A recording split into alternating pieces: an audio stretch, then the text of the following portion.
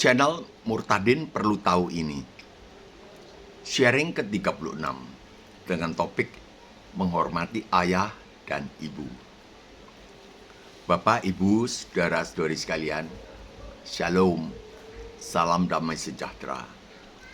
Dari 10 perintah Allah yang tertulis di Alkitab, di Keluaran 20 ayat 3-17, salah satu perintah yang dianggap perintah kecil oleh manusia adalah menghormati ayah dan ibu. Padahal perintah ini setara dengan perintah yang lain, misalnya jangan membunuh, jangan mencuri, jangan berzina. Masyarakat tidak pernah menggosipkan si Anu tidak menghormati ayahnya. Kemarin dia maki-maki ayahnya. Kapan ayah mati? Ayah, kamu bodoh sekali. Kan seharusnya begini, bukan begitu. Juga TV atau media massa yang lain tidak pernah memberitakannya. Berita anak tidak menghormati ayah atau ibunya atau keduanya. Berbeda dengan jika ada pembunuhan, pencurian, perzinahan. Mereka akan ramai memberitakannya. Padahal di hadapan Allah, semua perintah dan larangan ini tingkatannya adalah setara. Hukumannya pun sama. Cuma satu jenis, satu macam, yaitu neraka. Ketika Tuhan yang menjadi Pak Yesus ditanyai oleh seorang muda kaya di Markus 10 ayat 17, apa yang harus ku berbuat untuk memperoleh hidup yang kekal?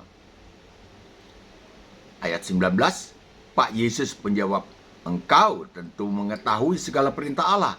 Jangan membunuh, jangan berzina, jangan mencuri, jangan mengucapkan saksi dusta, jangan mengurangi hak orang.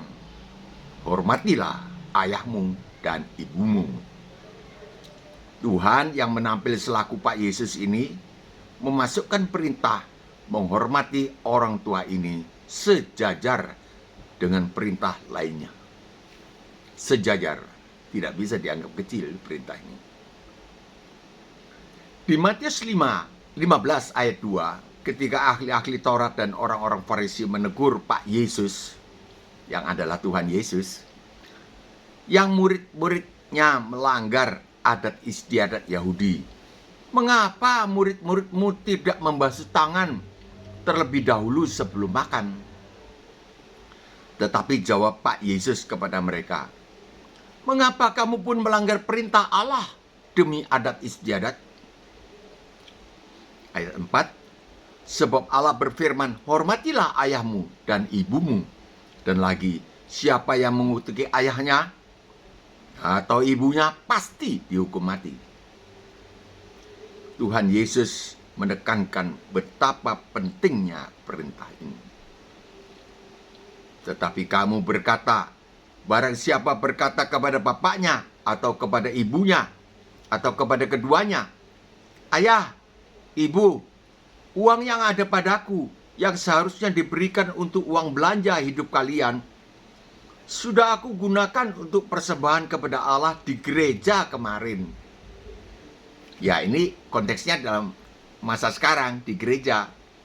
Maka maaf, ayah, bunda, aku tidak bisa memberi kalian uang belanja lagi. Jawab Pak Yesus di ayat berikutnya, Matius 15 ayat 7 dan seterusnya. Hai orang-orang munafik, percuma kamu beribadah kepada Allah, sebab kamu membuat ketentuan menurut pikiranmu sendiri, bukan menaati pikiran Allah, bukan menaati perintah Allah.